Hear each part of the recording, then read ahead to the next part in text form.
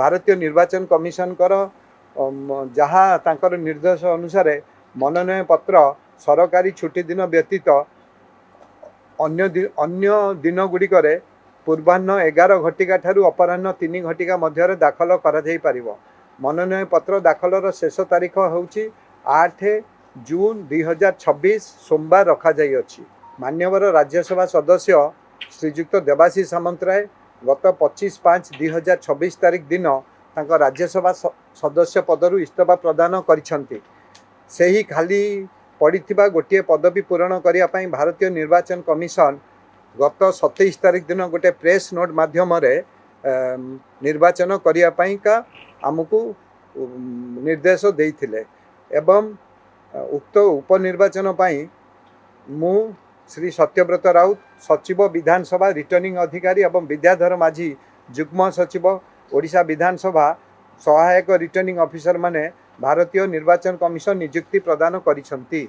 एही नियुक्ति notification T गतकाली आमे भारतीय निर्वाचन कमिशन टू आमर हस्तगत है एवं यह मध्य गेजेटेड नोटिफिकेशन हेची एवं जो भारतीय निर्वाचन कमिशन जहाँ तांकर निर्देश अनुसार मनोनयन पत्र सरकारी छुट्टी दिन व्यतीत अन्य दिन गुड़िक पूर्वाह्न 11 घटिका ठारू अपराह्न 3 घटिका मध्य दाखल करा जाई परिबो। मनोनयन पत्र दाखलर शेष तारीख होउची 8 जून 2026 सोमवार रखा जाई अछि। Last date of nomination is 8 June 2026 that is next Monday.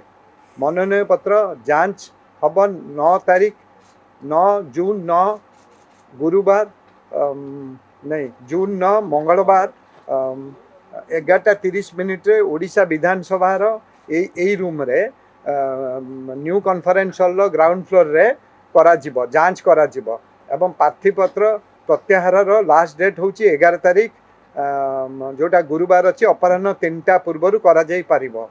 जदि निर्वाचन प्रतिद्वंदिता मूलक हुए तेबे 18/6/2026 18 तारीख दिन पूर्वाह्न 9टा ठारू अपराह्न 4टा मध्य ओडिशा विधानसौधर कमिटी प्रकोष्ठ नंबर 54 रे भोट ग्रहण करा जिवो और सेही दिन भोट गणति करा जाई फलाफल प्रकाश करा जिवो एवं 20 तारीख सुधा जून 20 सुधा समस्त निर्वाचन प्रक्रिया शेष होगा निमंते धार्य तारीख करा जाई अछि।